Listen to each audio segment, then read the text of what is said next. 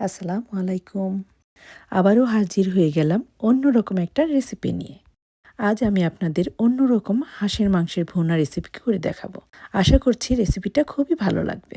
ভালো লাগলে অবশ্যই লাইক, কমেন্ট, শেয়ার এবং সাবস্ক্রাইব করে পাশেই থাকবেন। তাহলে চলুন মজাদার লোভনীয় হাঁসের মাংস কিভাবে রান্না করলাম তাই দেখে আসি।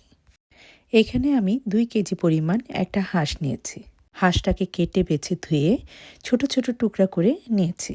হাঁসের মাংস খুব বড় করে না কেটে রেগুলার সাইজ করে কেটে নিলেই ভালো। এতে করে হাঁসের মাংসটা যেমন তাড়াতাড়ি সিদ্ধ হয়ে যায়, তেমনি মাংসের ভেতরে মশলাটা খুব সুন্দরভাবে ঢুকতে পারে। এবার হাঁসের মাংসটা আমি রান্না করব। এবার চুলায় একটি প্যান বসিয়ে দিব এবং তাতে দিয়ে দিব আধা কাপ পরিমাণ রান্নার রেগুলার তেল। এর থেকে বেশি না, কারণ হাঁসের চামড়াতেও তেল রয়েছে।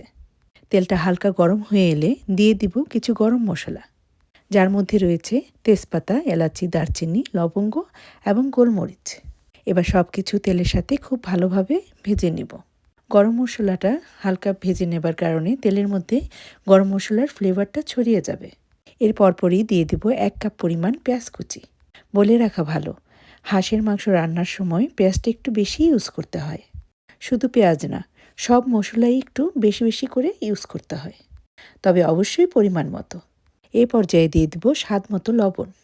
চুলার হিটটা মিডিয়াম টু হাইয়ের মাঝামাঝি রেখে ভাজতে থাকবো। আর দেখা যাবে 2-3 মিনিট ভাজতে ভাজতে পেঁয়াজটা সফট হয়ে আসবে এবং কালারটাও কিছুটা চেঞ্জ হয়ে আসবে। এই পর্যায়ে দিয়ে দিব 2 টেবিল স্পুন পরিমাণ আদা বাটা এবং 2 টেবিল স্পুন পরিমাণ রসুন বাটা।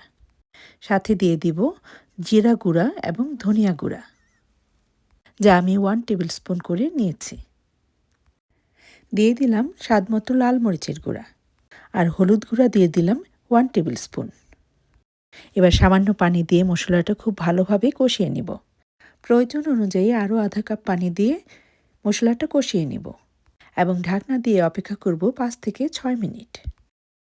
আর এই সময়ের মধ্যেই দেখা যাবে তেলটা খুব সুন্দরভাবে মশলা থেকে সেপারেট হয়ে গিয়েছে। আর তখনই দিয়ে দিব কেটে রাখা হাঁসের মাংস। আমি স্কিন সহ হাঁসের মাংসটা রান্না করেছি। আর যারা স্কিন পছন্দ করেন না, তারা এটা স্কিপ করতে পারেন। এবার মাংসটাকে খুব ভালোভাবে নেড়ে চেড়ে মশলার সাথে মিশিয়ে নিব এবং ঢাকনা দিয়ে অপেক্ষা করব 5 থেকে 7 মিনিটের জন্য। আর এই সময়ের মধ্যেই মাংস থেকে অনেকটাই পানি উঠে আসবে। 7 মিনিট পর দেখতেই পাচ্ছেন বেশ পানি বের হয়েছে। আর এই পানিতেই আমি মাংসটাকে খুব ভালোভাবে কষিয়ে নিব। এতে বাড়তি পানি অ্যাড করার কোনোই দরকার নেই। চুলার হিটটা অবশ্যই মিডিয়ামে রেখে কাজগুলি করতে হবে। আবারও ঢাকনা দিয়ে রান্না করব 10 থেকে 15 মিনিটের জন্য। আর এই 10-15 মিনিট পরেই দেখা যাবে মাংসটা ভুনা ভুনা হয়ে গিয়েছে এবং কালারটাও অনেকটা চেঞ্জ হয়ে গিয়েছে। 2-1 মিনিট মাংসটাকে নেড়েচেড়ে নেব এবং হাঁসের মাংসটাকে ফুললি সিদ্ধ করার জন্য 2 কাপ পরিমাণ গরম পানি দিয়ে দিব। গরম পানি ইউজ করার কারণে মাংসের কালারটা দেখবেন খুবই সুন্দর আসবে। এবার আবারও মিশিয়ে নিব এবং ঢাকনা দিয়ে রান্না করব যতক্ষণ না পর্যন্ত তরকারিতে বলক চলে আসে। যখনই দেখব বলক চলে আসছে, তখনই দিয়ে দিব 7 থেকে 8টা আস্ত কাঁচামরিচ। সেই সাথে দিয়ে দিব 2 থেকে 3টা আস্ত রসুন। এখানে আপনি দেশি রসুনও ইউজ করতে পারেন।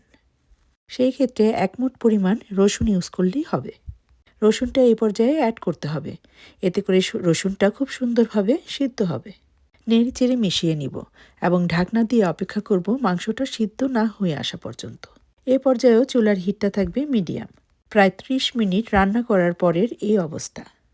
এই পর্যায়ে আমি চেক করে নিয়েছি যে মাংসটা খুব সুন্দরভাবে সিদ্ধ হয়ে গেছে এবং রসুনটাও খুব সুন্দরভাবে সিদ্ধ হয়ে গিয়েছে। চাপ দিলে নরম নরম একটা ফিল আসবে। এভাবেই রসুনটাকে সিদ্ধ করে নিতে হবে। এবার দিয়ে দিব ভাজা জিরার গুঁড়া 1 টেবিল স্পুন এবং সেই সাথে দিয়ে দিব 1 টেবিল স্পুন পরিমাণ গরম মশলার গুঁড়া। আবারও খুব ভালোভাবে নেড়েচেড়ে মিশিয়ে নেব। শেষের দিকে এই 2টা মশলা ইউজ করার ফলে মশলার স্মেলটা মাংসের মধ্যে বজায় থাকবে। চুলার হিটটা লোতে রেখে ঢাকনা দিয়ে রান্না করব আরও 5 থেকে 10 মিনিট। আর এই সময়ের মধ্যেই মশলাটা মাংসের মধ্যে ঢুকে যাবে। আহ, কি সুন্দর যে একটা স্মেল বের হয়েছে, তা একমাত্র আমিই অনুভব করতে পারছি। এবার চুলার হিটটা বন্ধ করে দিয়ে ঢাকনা দিয়ে চুলার উপরেই রেখে দিব যতক্ষণ না পর্যন্ত সার্ভ করা হয়। এবার সার্ভ করে নিয়েছি। আর সেই সাথেই তৈরি হয়ে গেল লোভনীয় স্বাদের আস্ত রসুন দিয়ে হাঁসের মাংসের রেসিপি। আশা করছি আজকের হাঁসের মাংসের ভুনা রেসিপি ভালো লেগেছে। ভালো লাগলে অবশ্যই ট্রাই করবেন এবং কমেন্টের মাধ্যমে আমাকে জানাবেন। আজ তাহলে এই পর্যন্তই। আল্লাহ হাফেজ।